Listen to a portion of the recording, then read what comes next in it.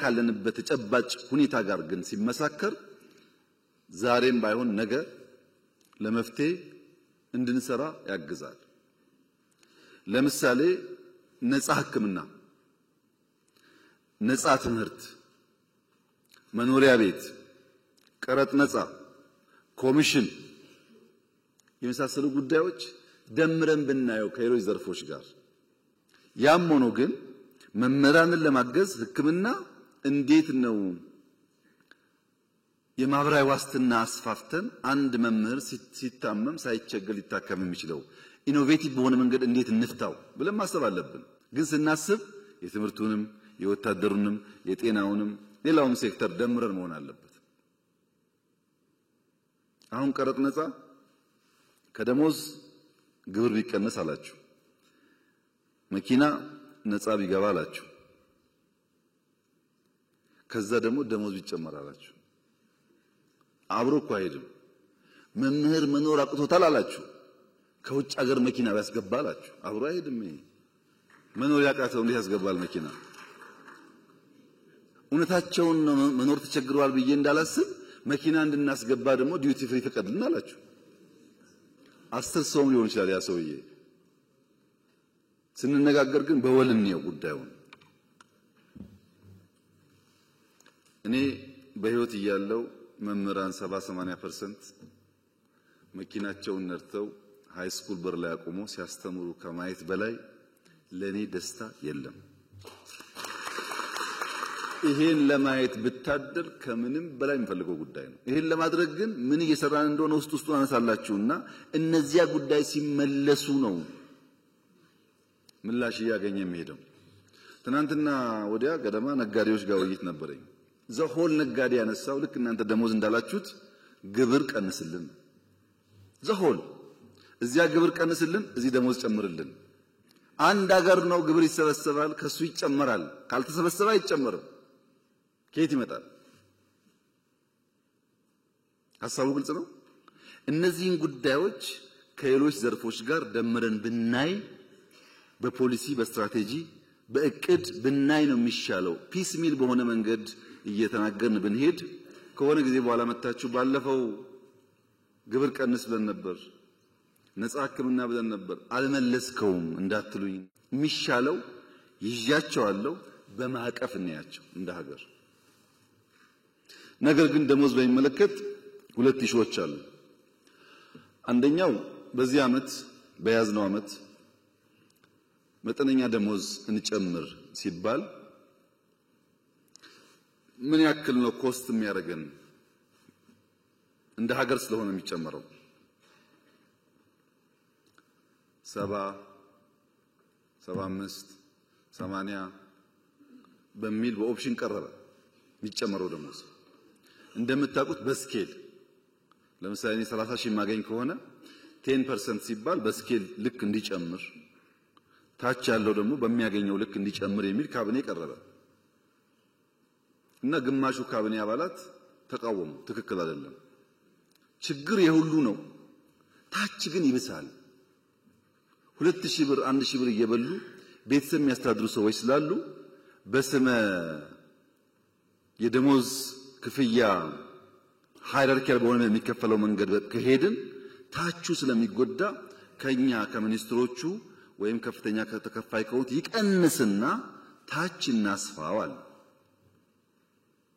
ታች ዝቅተኛው የመንግስት ተከፋይ 1700 አካባቢ ነበር። 300% ጨምረን 4800 ገባ። ይሄ በሚሆንበት ሰዓት 70 75 80 የነበረው አጠቃላይ ሀገራዊ ጭማሬ 91 ቢሊዮን ይገባል ተባለ። ፐርሰንቴጁ ስላደገ ይሁን ይግባ፣ ታች ያለው ከሚራብ ላይ ያለው ይቆያል። ለሁሉም ብናደርግ ጥሩ ነበር። ለሁሉም ካልቻልን ግን ሞይ ተጎዳውን ብንደግፍ ይሻላል ነው ሐሳቡ የነበረው። ይሄን የሚጠላ መምህር ያለ አይመስለኝም። ይሄ ተከፋይ ነው። የማይከፈላቸው ደግሞ አሉ፣ ደሞዝ የማይከፈላቸው። ለምሳሌ አርሶ አደር አለ፣ መድኃኒት አለ፣ ሴፍቲ ኔት አለ። 340 350 ቢሊዮን ብር ኢትዮጵያ ደጉማለች በዚህ ዓመት። በአንድ በኩል ደሞዝ በሌላ በኩል ነዳጅ፣ ማዳበሪያ፣ መድኃኒት፣ ሴፍቲኔት ድጎማዎች ደግሞ 350 ቢሊዮን ወስደዋል። ያን እንዳለ ወስደን ደሞዝ ብናደርገው እናንተ ደስ ይላችኋል፣ አርሶ አደር ይከፋዋል። አርሶ አደር ከከፋው ግን ዋጋ የለውም፣ እናንተን ገደል ገባ ማለት ነው። እንዳለ ወስደን ለኛ ሰራተኞች ብንከፍል ደሞዝ ከፍ ይላል። ግን በታክሲ ምክንያት የሚሰቃዩ ሰዎች አሉ። ነዳጅ ካልደጎምን መንቀሳቀስ የማይችሉ ሰዎች አሉ። ምን አለ ታዳኛ 91 ቢሊዮን ለኛ ሰራተኞች 300 ደግሞ ለመላው የኢትዮጵያ እዛ ውስጥ እነሱም ይጠቀማሉ። የሕክምና መድኃኒት ሰብሲዳይዝ ሲደረግ ለእናንተም ለኔም ጭምር ነው የሚደረገው። ነዳጅ ሲደረግ ለኔም ለእናንተም ይደረጋል። ማዳበሪያ ሲደረግ ለኔም ለእናንተም ይደረጋው። በቀጥታ ባንቆጥረውም በተዘዋዋሪ ማለት ነው። ጥያቄያችሁ ግን አንደኛ ሌጂቲሜት ነው። ሁለተኛ ደግሞ ብዙዎቻችሁ የምታነሱት ለፖለቲካ ለቅንጦት ሳይሆን የሰርቫይቫል ጉዳይ አድርጋችሁ ነው። አጣጥመን ለመሄድ ማክሲመም እንሰራለን። ደሞዛውን ብንጨምር ለምሳሌ ለመምህራን ስፔሻል አድርገን 30-40% ብንጨምር አሁን ከሚያገኘው ብለን ብንጨምር ችግሩ ይፈታል ወይ? አይፈታም። የእናንተ ችግር በደሞዝ ጭማሪ ብቻ የሚመለስ ጉዳይ አይደለም። ሰውየው አንድ ቁና ገብስ ይዞ ሙያተኛ ጋር ይሄዳል። ሙያተኛ ጋር ሄድና ይኸውልህ አንድ ቁና ገብስ አለኝ፣ ከዚህ ውስጥ ለዳቦ፣ ለገንፎ እህል፣ ለቆሎ፣ ለጠላ እህል ስለምፈልግ ይሄንን በዚያ መልክ አስተናርተህ ስጠኝ ይለዋል። አንድ ቁና ነው። ዳቦ አለ፣ ቆሎ አለ፣ የገንፎ እህል አለ፣ የጠላ እህል አለ። ፍላጎቱ ብዙ ነው እና ሙያተኛው ወይ ፍላጎትህን ቀንስ ወይ ገብሱን ጨምር አለው። ያለኝ ይሄ ነው እንዴት አድርጌ ልጨምር ሲለው ሁለት ምርጫ አለ። አንደኛው ምርጫ አሁን ያለ አንድ ቁና ስለሆነ ለዳቦ ብቻ ወይም ለገንፎ ብቻ ላዘጋጅልህ።